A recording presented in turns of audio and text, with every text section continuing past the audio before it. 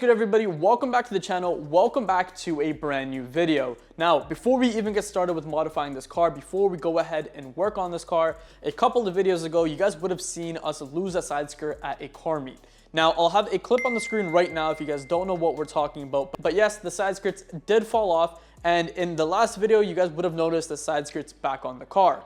Now, for 86 day, I went ahead, I wanted the car to look good. So all I did was get 3M tape the back of the side skirts and slap them onto the car. And right now they're sitting with just 3M tape. In theory, the 3M that I used, it was 70 bucks for two small 10-foot rolls. It was the top reviewed, the best 3M tape that you can get. But even that, I don't trust holding the side skirts up onto the car. So what we're gonna do is we're gonna go ahead and drill some screws into the side skirt and fix the car before we go ahead and start modifying this. Because if we go ahead and throw the mod on and then we lose the side skirt, it's just gonna suck. So we're gonna go ahead and take care of that before today's video starts. So the game plan really is to go ahead and drill a screw from the back of the side skirt into the car right over here, and that will hold the skirt in place. As you guys can see, it's still really flimsy and I just don't like that. But in order to drill anything into the side skirt, we're gonna have to remove the wheel.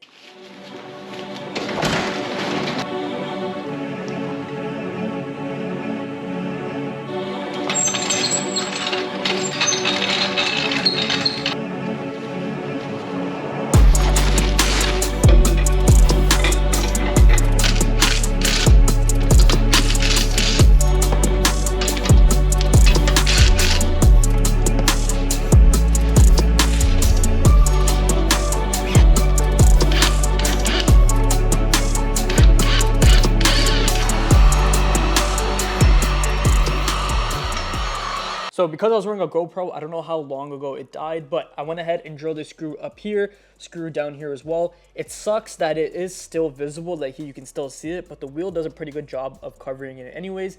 But it was either do these two screws and have a side skirt that's actually on the car and going nowhere, or run the side skirt with the risk of the side skirt falling off, which is something that I didn't want. I don't want to go ahead and order a new pair of these because it took me a while to get these here in Canada. And then also I'd have to get them wrapped, and it's just gonna be a whole process. And now we'd just be missing a side skirt for a very long time. So we're gonna do the exact same thing on the other side. I'm gonna do that off camera. You guys don't need to see the exact same process, but I'm gonna try my best to make it as symmetrical as possible and get the screws in the exact same spots. So now that the side skirts are mounted up onto the car, now it's time to finally work on the performance mod, and that is under the hood.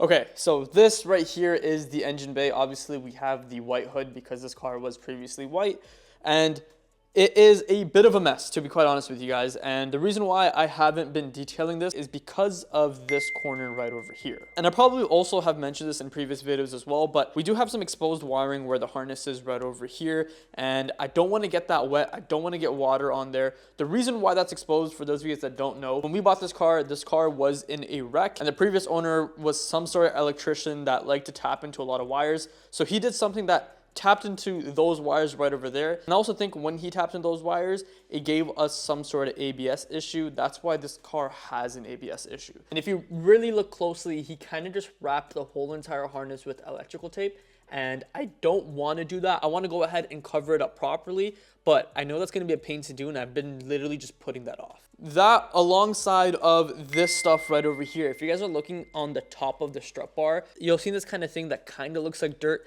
It's not. I think the previous owner went ahead and did some sort of rust proofing. As you guys can see, it's behind the battery and it's all the way around the car, and it is impossible to remove. You might be able to even tell that we tried to remove some of it, but it is very difficult and it's so annoying. So I'm just gonna leave it like that. But the rest of the engine bay we are gonna tackle before we go ahead and install that strut.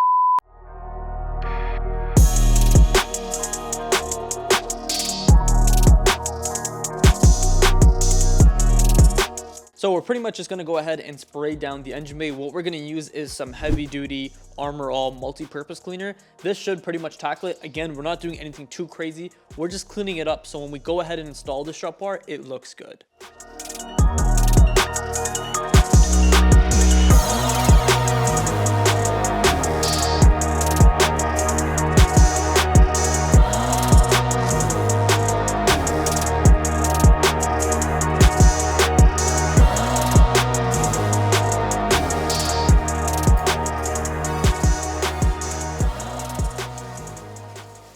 And about 20 minutes later, this is how the FRS's engine bay is looking. It's looking so much better. We went ahead, we hit it with multi-purpose cleaner, we sprayed it down, we hit it with a bit of protective coating. That's why it's kind of giving it that glossy look. And yeah, it's looking so much better. And now we can go ahead and finally install the strut bar. So this right over here is today's performance mod. This is the modification that we're going to be doing in today's video. And I'm super excited to go ahead and install this because I've been recommended this mod so many different times by a lot of you guys and also by a lot of friends that have had this mod on their car. So this specifically is a Racing Bees front strut bar. It's a company that's pretty local to me, but you can probably find this online. I specifically really wanted this one because of the black and the red, and I think the red is going to match the car really, really well. And this also gives you some sort of performance handling gains. And I'm really excited to see how well something that's around $150 does to the car, how well it improves it. And because I've been recommended this so many times, I kind of have a little bit high expectations. So hopefully it lives up to that.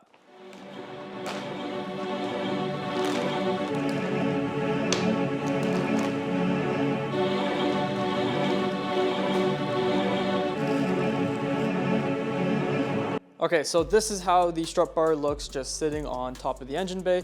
And the bolts that we're gonna need to undo are the strut bolts. So one right over here, there's two, 1 and 2 right over here, and then a fourth one back right over here. So once we undo all of these, we should be able to use the exact same bolts and kind of just have this hover on top.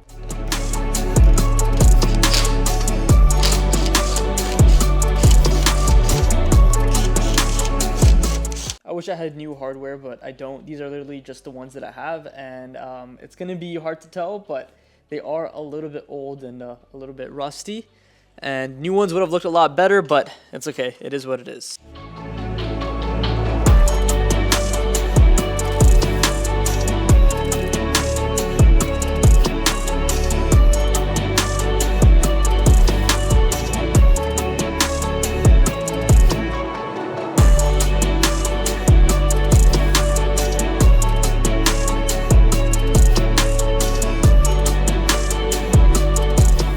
This thing is looking so sick. Now the red matches really, really well, and the whole entire engine bay is looking so much better. I'm gonna go ahead and pan to literally like an hour ago. This is what the engine bay looked like, and now it looks like this, which is so sick. I'm really excited to go ahead and see how this performs and see if I can feel the difference. But before we go ahead and take this onto the road, there's one thing that this car needs.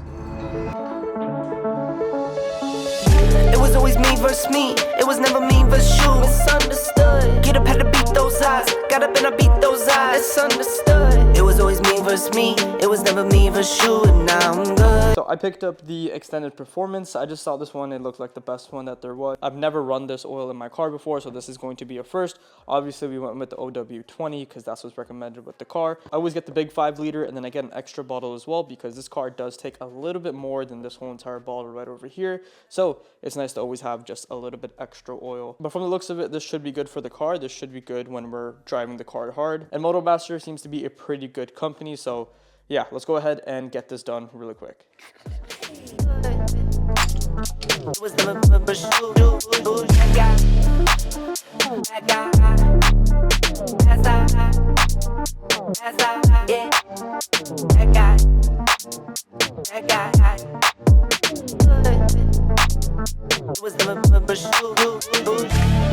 I feel it all, I'm feeling numb, I lost my soul, it's on the run.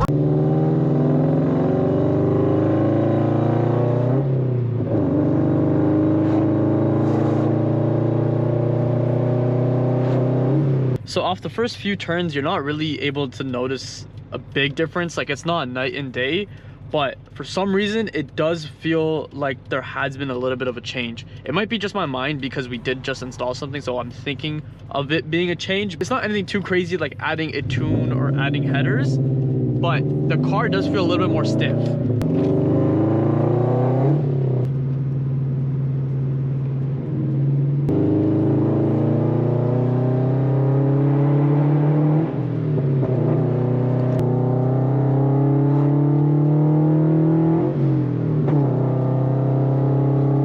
Taking these corners and these small little curves, it feels better. Definitely you can feel something. I think the biggest way to find out is to go ahead and remove the strut bar and then drive the car again, or drive a stock FRS and see pretty much how big the difference is. Also to keep in mind, we didn't really do anything that's going to increase the horsepower of the car. Definitely handling wise, performance wise, I think this is something pretty easy and pretty good to start off on, and I definitely do want to be doing more performance based mods.